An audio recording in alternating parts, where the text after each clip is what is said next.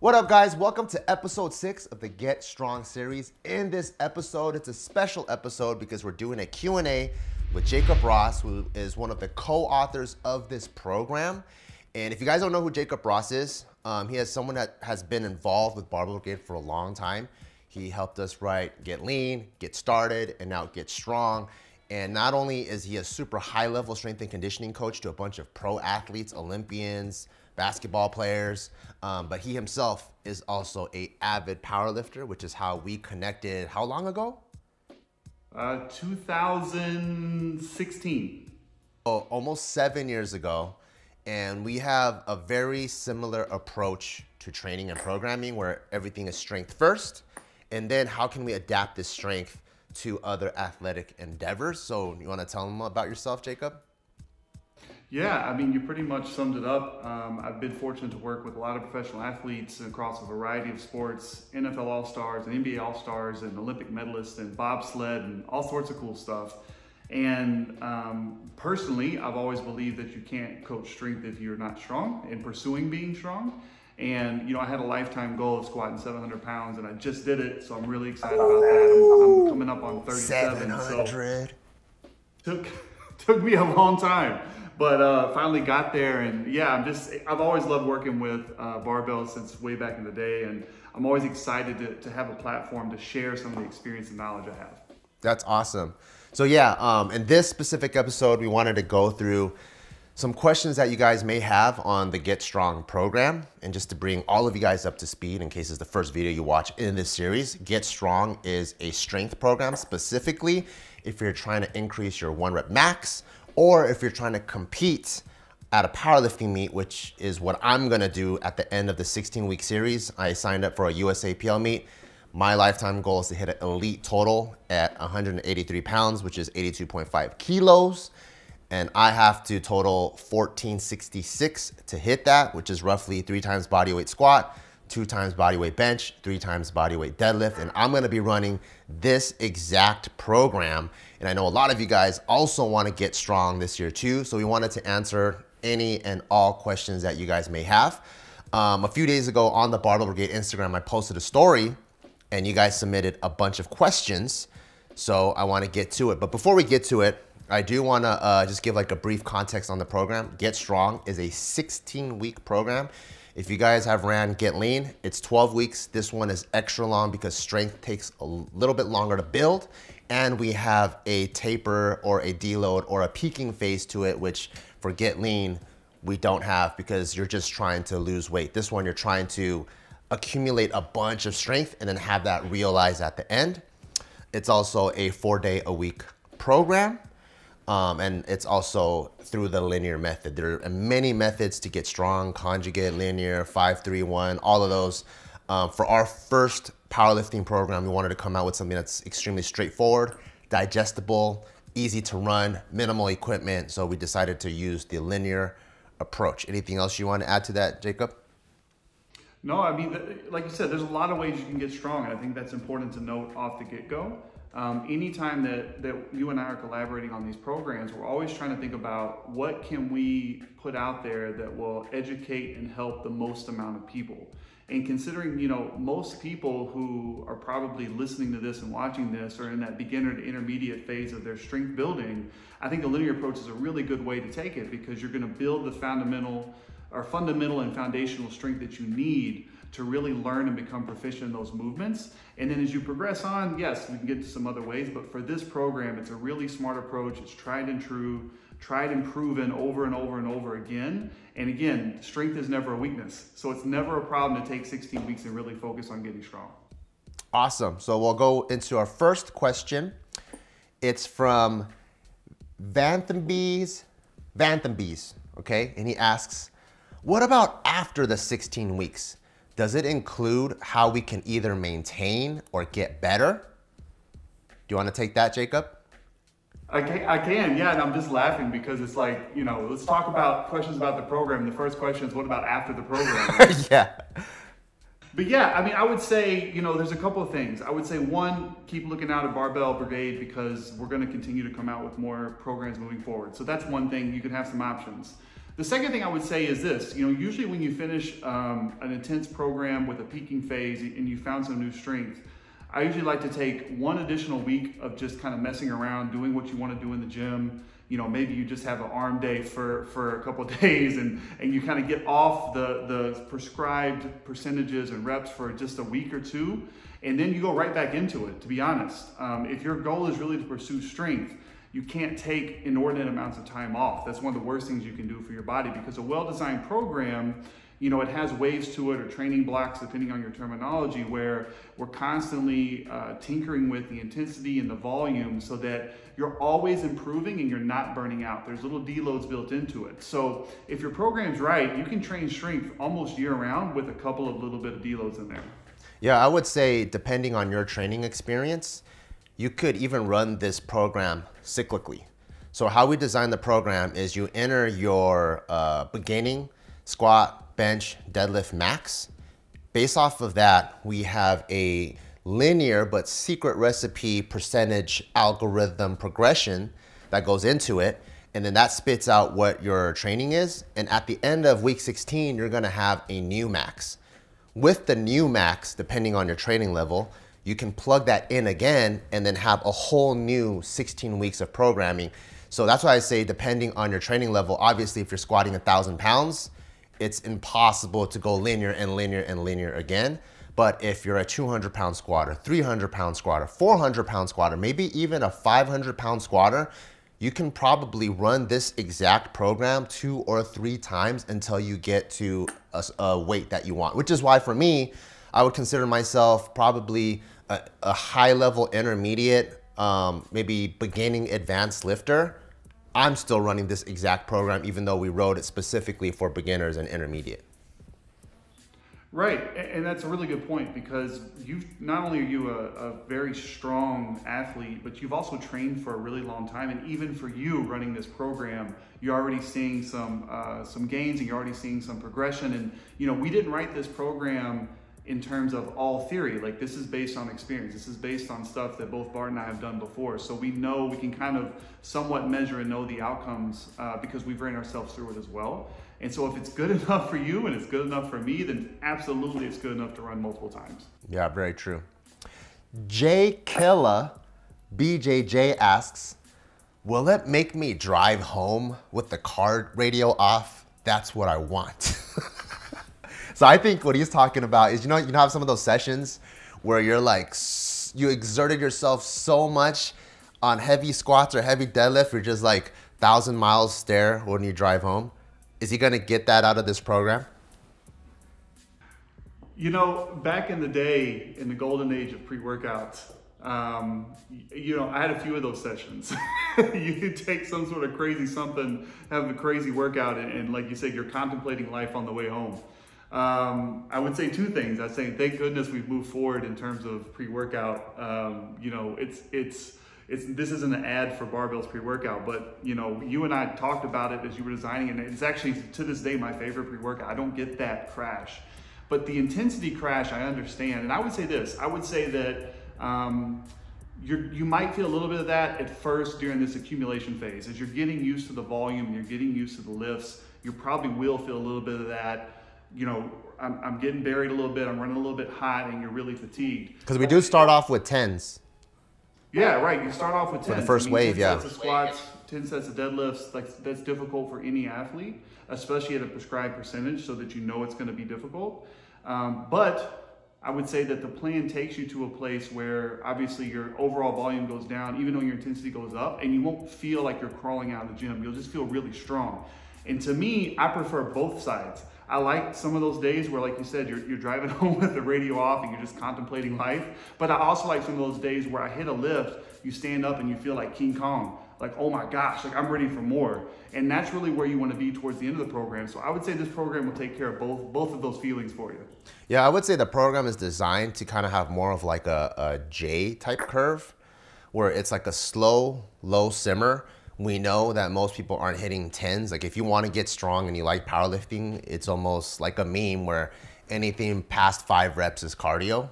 So for us, we know no one is hitting 10s, but building that muscular endurance in the beginning is so important to peaking at the end. So we have the 10s in the beginning, but we keep the percentages low, where I think for me, I'm on week 4 now. But when I was running the program, and I was like, you saw me like last week, I was traveling all over the place, and the percentages are set where even if I'm not in my home gym, traveling all over the place, my circumstances aren't optimal, I can still get the work done without feeling trashed. But if you're not used to 10s or 8s in the beginning, that's just gonna be something you have to deal with, and it's part of getting stronger. So yeah, it depends on your training level, but we did purposely program it to be slightly sub-maximal with a bunch of fun singles and doubles in the beginning. Yeah. Well, and I just add this too. One reason for the high reps is also to grease the groove.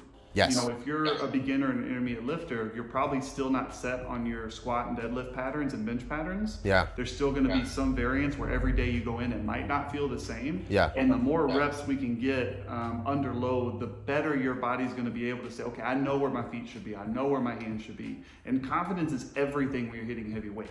You never want to go underneath the heavy weight and worry about where are my feet, where are my hands. You want to go underneath that weight and know what you're about to do. And greasing that groove with those reps really helps. Yeah, very true. J Kendall 503 asks, got a similar home gym setup as you. No machines. Strong program, still good to run? I think I can answer for this. That's how we wrote the program. We wanted it where it's like minimal equipment, and the mainstays is barbell squat, barbell deadlift, barbell bench. And if you have a set of decently heavy dumbbells and a bunch of bands, you can technically do everything in this program. Yeah, I mean, there's no reason for any sort of powerlifting program to get into a place where you need tons of specialized machines. To me, there's a place for those, but they're a tool. The foundational movements are always going to be barbell squat, bench, and deadlift. And so anytime we write a program, we're going to write it, I think that's a fundamental to Barbell Brigade, right? It's literally in the name, like it's fundamental to the DNA of what we're trying to do. And so anytime we write a program, you're going to be good with just that basic setup. The other stuff is nice, and there's a place for it, but for this program, you're golden with that. I see. Sam A asks, how often should I run the program? Hey, you should run it for 16 weeks and then take a week off and run it again. Yeah, yeah, it's a 16-week program. Run the whole thing.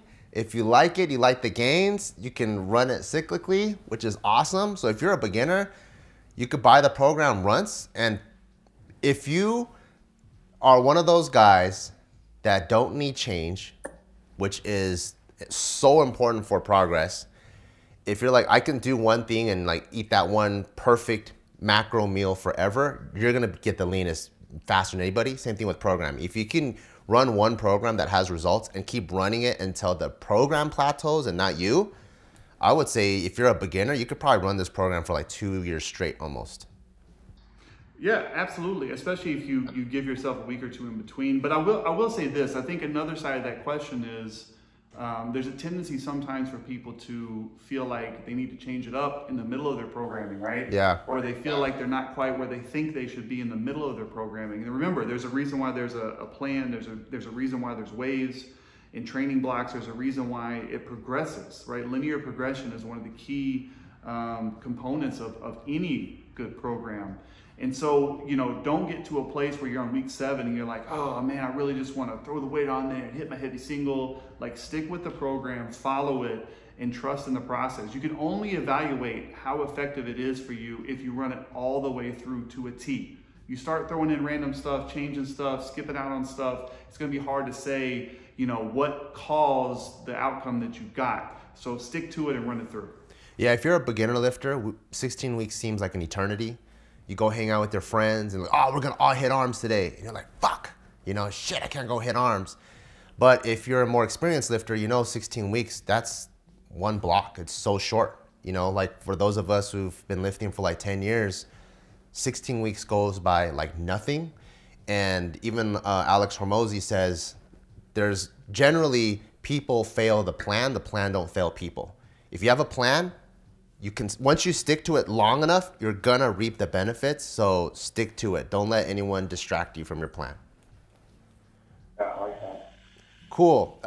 UC Irvine's, he spelled Irvine funny with the E, says, how is this better than programs you can find online? Is this program customized? Yeah, well, I would say, first of all, you're going to find this program online.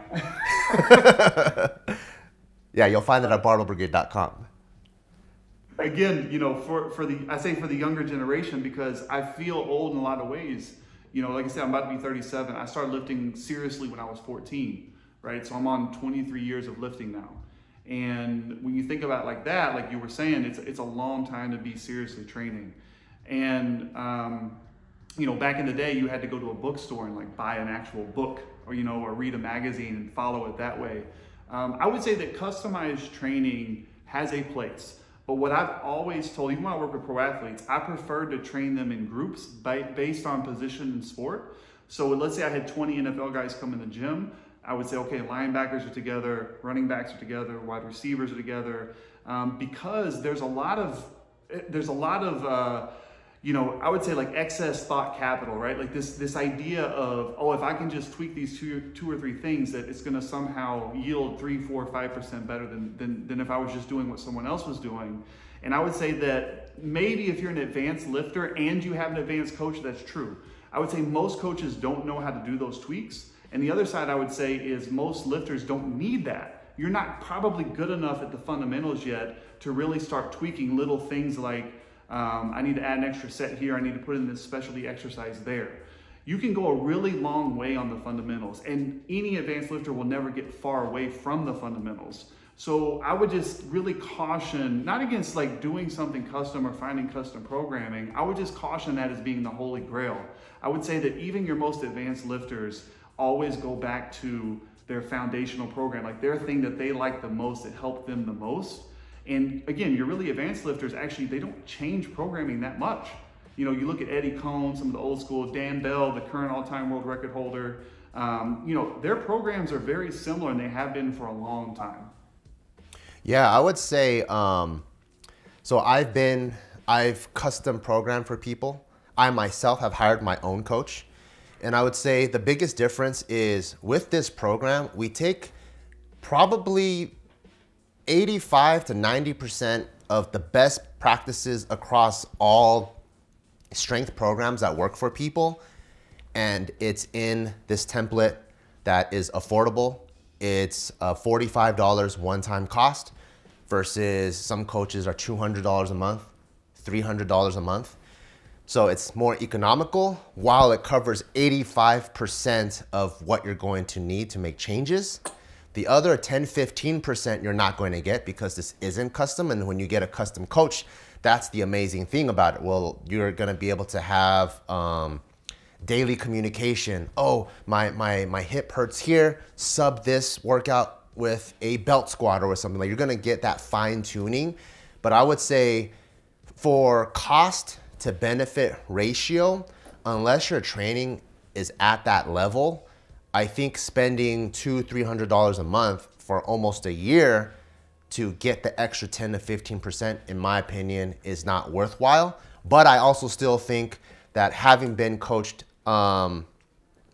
customly, if that's a word, there's its huge benefits because you're gonna have someone watching you every step of the way.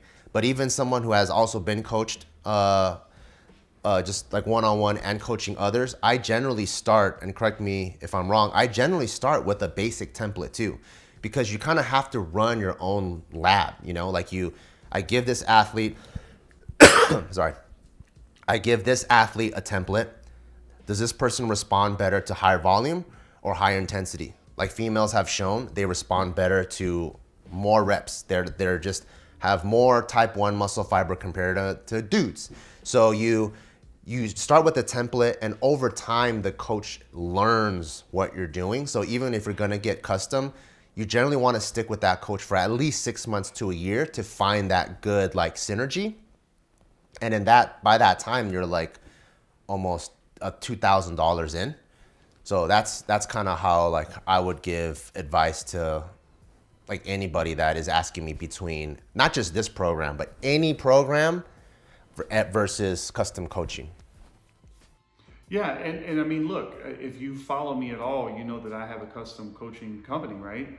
And I still push people towards templates and pre-written programs like this, because it's just rare that I find the need to, like you said, that cost to benefit ratio. And like I said, even with my elite athletes, there was a lot of benefit in them getting together and running something similar. And then, the last thing I'll say about it is that, if you really want to go custom coaching and you're a newer lifter, I would say earn the right to do it. Run a $45 program that's an incredible value, and it's going to be an optimal program for where you're at. Go squat 400 pounds, go squat 500 pounds. Come to an elite coach and say, hey, I'm already in the top 20% of my group. How do I get to 15 or 10? If you come to them and say, hey, I squat 200 pounds, I need custom coaching, they're gonna throw you right back in the program that we're giving you anyway. So earn the right for that custom program if you really wanna do it. That's a good point. Johnny Boy asks, I'm trying to lose weight while maintaining or getting stronger. Does Get Strong help with that? I would say if you wanna lose weight, the program is Get Lean. You saw me and Gio lose a combined over 40 pounds. Get Strong, the focus is specifically to help you get strong. And generally you wanna be in a caloric surplus or at least maintenance when you're getting strong. So your weight will generally stay the same or get heavier. Or if you have never reached a protein goals for the day, if you start hitting your daily protein and you're at a maintenance, you can do what is called a recomp, where you're not gonna get heavier, but you're gonna get leaner while staying the same weight just because you've been upping your protein. Anything you wanna add to that? No, you're 100% right. And I would say that the right way to answer that question in addition would be, it depends on what your level is individually. If you're not doing much now at all, and then you run this program, yeah, you're gonna lose weight and gain muscle, because compared to what you were doing, you've added, exercise stress. So you're gonna get some of that recomp. If you're already kind of a little bit further down the trail and you're lifting 3 or 4 days a week and you're exercising some, then this program is gonna be more for getting strong. Get Lean would be more for getting really lean, which, by the way, like, y'all looked amazing. I mean, Gio looked like a freaking rock star coming out of that thing. It's not a surprise that her abs are shredded. It was incredible. So I would say, like, pick your focus, and it's okay to pick one for now and then a different one for later. A lot of really good lifters, in terms of their emphasis, they run a peaking program that's 16 weeks long like this if they have a meet coming up, and then coming out of a meet, they might say, you know what, I want to drop a weight class, or I need to get a little bit leaner. I was a little bit too big for this, or too much body fat. Then you would run something like Get Lean. It's okay to cycle them out if you run them all the way through. So think about what's really important to you, and then, pick the program to help you hit that goal. Justin Simana asks, what's the difference between Get Lean program and Get Strong program? I would say, having run both, and so I'm very familiar with both, Get Lean is for sure trying to get you leaned out, dialed in. So a lot of the training days, there's lots of supersets, lots of circuits. The minute you start the program, heart rate's up, and then you're maintaining that for almost an hour and a half that you're doing it. And that's the sole goal. Inside, we still built in components where, like, how can we maintain your strength? Like, we don't want, because we always hear like the age old, people get lean and they lose like 200 pounds off their lift or something. Like, that's not our goal. Our goal is, if we can stay the same, get a little bit stronger, or even lose just a little bit, depending on your training level, that would be the goal. Like someone like Gio, she actually lost a ton of weight and she gained a pound of muscle. So she crushed it on the program. Get Strong is, we have one goal in mind. We want to get strong. Squat, bench, deadlift. That's like the main thing. So there are 0 circuits, 0 supersets. Every single exercise is, max intention, focus on getting strong, building hypertrophy, and that's it. There's not gonna be like 3 or 4 exercises strung together and you're like huffing and puffing and there's only like 60 seconds or 30 seconds rest. It's like everything is 2-3 minute rest at the minimum, max intention, every single set, trying to get strong. Yeah, I mean, something different between the two programs as well is in the copy, right, with the text that we were writing. One of the things that, as we talked about, we wanted to emphasize on the Get Strong program was talk about why did we pick each exercise, right? Even the accessories, the prehab, why did we pick it? And you run those exercises every week. And again, we change volume and intensity, but the point is you're gonna get really good at those exercises that are really gonna help you get strong. Get Lean has a ton of variety because the goal isn't necessarily to be the strongest at each exercise, it's to push yourself, it's to challenge yourself. And so it's kind of like, you know, the last question, figure out what works, what your goal is and go that way. But, you know, again, they're very different programs, they're very effective programs on both sides, and you really can't go wrong with either one because a lot of times in strength and conditioning, it's not right or wrong, it's what's optimal for you. It's not this is better or this is worse. Yeah, it's what's optimal for you and your goal.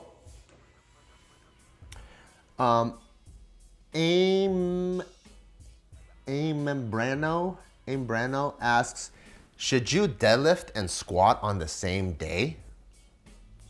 So first of all, I think we need a whole show on you just reading people's Instagram or social handles. That's number one. Number two, I would say you can for sure, and we have some weeks towards the end when you're peaking that you do that because that's how a meet is done. So anytime you're talking about the principle of specificity, right, that's just a gold rule in exercise physiology where you will get better at what you specifically do. So if your goal is to do a powerlifting meet, you have to have some days, in my opinion, where you do those things in the same day because you have to know what it feels like. If you've powerlifted before or talked to some powerlifters, very rarely will you go to a meet and bench in the meet your best bench because you're doing it right after probably your best squat. It almost never happens. Yeah, it takes a lot out of you. Not just in terms of your strength, but the bar on your shoulders, etc. So in a meet, your bench is usually going to be a little bit under probably what you've done in the gym. And unless you train that in the gym, you don't understand what that feels like. So it can be disconcerting in a meet. It even can mess with your attempts and how you think you should do. And so you have to do some of it. I would say, you know, again, principle of specificity. If we're trying to get better at something, we need to specifically work it. So we have a deadlift focus day, we have a squat focus day, we have a bench focus day, we have an overhead focus day in this program so that you can specifically get better at those things. If you cross over too much, one of those things is going to get shorted, right? You're not going to be able to give your best effort in it, which is taking away from the gains. So we kind of try to account for that in the program where we do both. And we really, again, not right or wrong, we just try to give you what's optimal as we get towards the end of the program for what you want to do. Last question. Mace75749 asks, why should I get this program, not starting strength, 531, or the Kaizen beginner? Funny you mentioned Kaizen beginner because I wrote that with Silent Mike and Omar Isuf.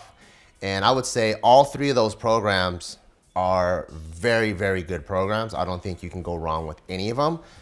I think one thing that sets this one apart, and you correct me if I'm wrong, Jacob, is those programs are technically older, right? So I think they have tried and true principles, but as strength sports have evolved, you'll notice taking a top single was not a thing in the past. Now it's very commonplace. And before, I would say almost like raw lifters, natty or not natty, single ply lifters, back in maybe a decade ago, a lot of them would run very similar strength programs because they all like work very well. But now as each sport has kind of developed and evolved on its own, you start to see extreme like specificity. Like you'll see people that lift in suits will only do these things. This is a mainstay in people that are in USAPL. This is a mainstay for people that, you know, compete in untested. So I would say for us, we took all of the principles that worked in all the programs you just mentioned, because a lot of them, the strength sports and ways to get strong hasn't really evolved that much in the last couple of decades, but there have been new findings and we included those in this one. Yeah, and I would say one reason why you and I collaborate on these, because you could sit down and I think you could write this program without me. And you know, I think the one reason why we collaborate is so that we're both pushing each other on those new ideas. You know, Jacob, what are you seeing that's working well with the people that you're coaching and in your own training? And then same thing for you, Bart, like you've trained so long, you've done so many different things that in this program, you were like, you know what, I really want to make sure that we hit that top single in some back down sets, and I really want to make sure that we do this and do that. And those are things that even 3 years ago, 4 years ago, I didn't hear you championing as much. Yeah. And again, it's not right or wrong. It's your evolution as a lifter and the experience that you've gained and what you've learned from personal experience and watching others to be most effective for getting strong. And so I don't know enough about the other programs to say, you know, this is for sure XYZ difference, but I will say that the best thing about this program is, like Bart said, it's the newest, and it represents the most up-to-date versions of what you and I collectively have come to know to be true. Yes, very true. Yeah. I mean, I'm at the gym all the time. I own a gym. Jacob coaches super high athletes, regular powerlifters, just average folks too. And with our combined knowledge, we've seen what works, what doesn't work, what has evolved. Like even taking the top single, I think even like in 2017, which just a few years ago, people frowned upon that. They thought taking anything that's a high single is gonna fry your CNS, it's not good, but now it's viewed in a different lens where that's comp specificity. Like you're not going to compete doing only 8s and 5s and 3s. Like it doesn't matter how good your AMRAP is, it matters how good your top single is. So it's cool to see that entire shift. And I'm not sure if some of the older programs that have been tried and true have adopted those new additions. If they have, I would say go with them too. But for sure for ours, we've taken everything that worked in the past and then added all the new, more effective things as well. Yeah, 100%. Thank you so much, Jacob, for signing in and answering this Q&A with me. If you guys have other Q&A or other questions, let me know in the comments below. Maybe you can answer back in text. And if you like this format, we can do this for far more things because Jacob is literally like a walking encyclopedia of fitness knowledge. I'll ask him one question and he won't just answer me like, oh, this is this. He goes, oh, Jake Hartman said this, or John Beluga says this, or whatever, and he'll reference the book, the era, the decade. He goes, oh, you're telling me you don't know about this technique they used in the 1950s? I was like, bro, yeah, Jacob knows Arnold's Encyclopedia of Bodybuilding, all that, every single whoever wrote whatever, like the back of his hand. So any other advanced questions you have, put in the comments below. Maybe we'll do another episode. If you're interested in getting strong, get this program. I'm running the exact same thing. Go to barbellbrigade.com and we'll see you guys next time.